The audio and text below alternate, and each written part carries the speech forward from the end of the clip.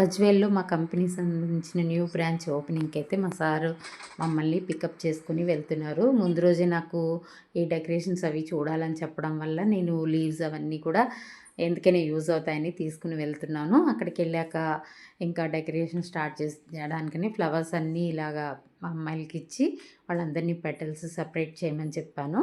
చెప్పిన తర్వాత అందరూ కలిపి డెకరేషన్ అయితే స్టార్ట్ చేసాం. ఈ దీపారాధన అనేది మా కంపెనీలో అదొక ఆనవాయితీ అనమాట. అంటే ఇది కేరళ కంపెనీ కాబట్టి వాళ్ళు క్రిస్టియన్స్ అయినప్పటికీ కూడా ఏదైనా ఇనాగరేషన్ ఉన్నప్పుడు ఖచ్చితంగా ఈ లైటనింగ్ అనేది చేస్తారనమాట.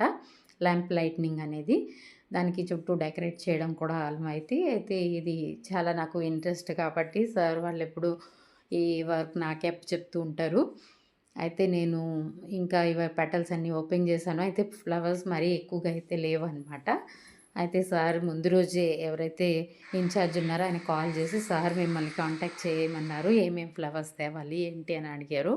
నేను అన్నీ ఒక 30 రూపీస్ డిఫరెంట్ కలర్స్ తీసుకురండి అన్నాను. సార్ హాఫ్ కేజీ తెచ్చేస్తాం మేడం అని అన్నారు.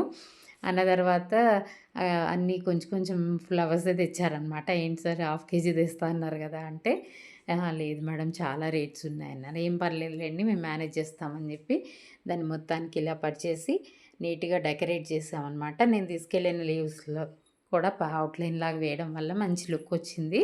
ఆ కలర్స్ అన్నిటి మధ్యలో. తర్వాత చివరగా ఈ ఆర్చ్ లాగా పెట్టేసి ఫినిషింగ్ టచ్ ఇచ్చాననమాట.